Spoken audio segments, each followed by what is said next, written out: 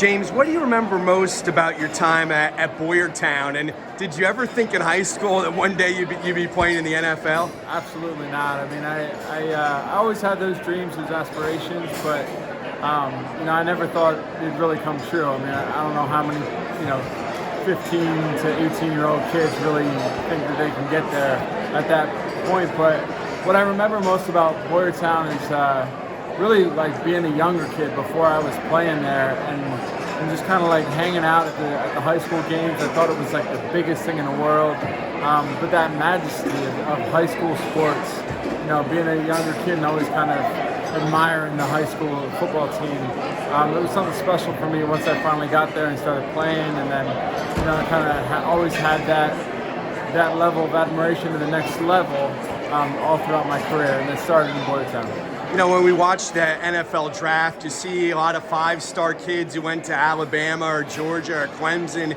You had a much different path. Undrafted out of the Ivy League, played arena ball. Was there ever a time where you thought, man, I don't know if this is going to work out? Yeah, times were definitely bleak. There was a couple moments where I'm like, I just got my degree from Brown. Like, what am I doing out here in Oklahoma City?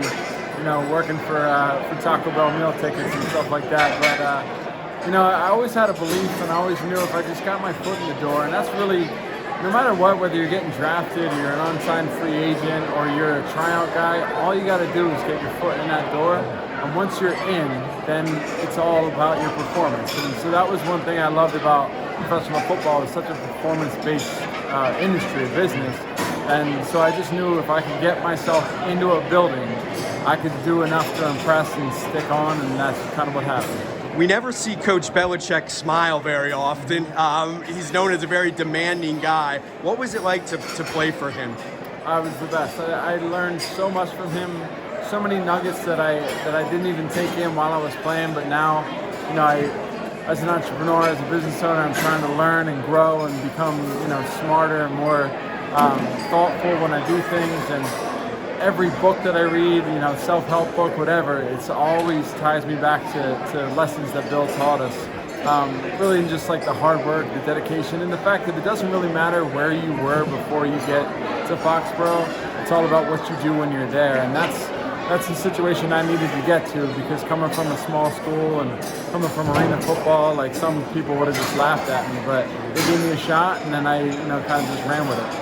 What is it about Tom Brady that set him apart? Because so much attention now is on the combine and measurables. He didn't really have a lot of those. His 40 time was nothing to write home about, but he's probably the greatest quarterback that ever lived. So what made him so special? I think it was, honestly it was Tom's lack of ego. I think his humility was what really made him succeed, because it didn't matter whether it was year one and he was a 6th-round draft pick, or whether it was year 22 and he's down in Tampa Bay.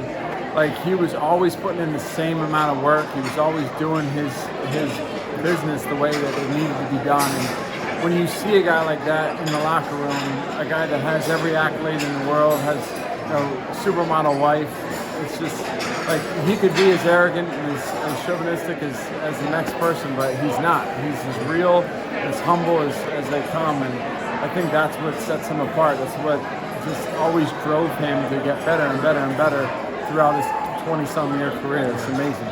Last thing, I'd give you the award for best dress. So tell me about this hat a little bit. Well, the hat is a product of losing your hair when you're 31 years old. But so my hair just kind of fell down my face onto my beard, and then I had to cover up the dome when it's cold. So it's kind of got the hat.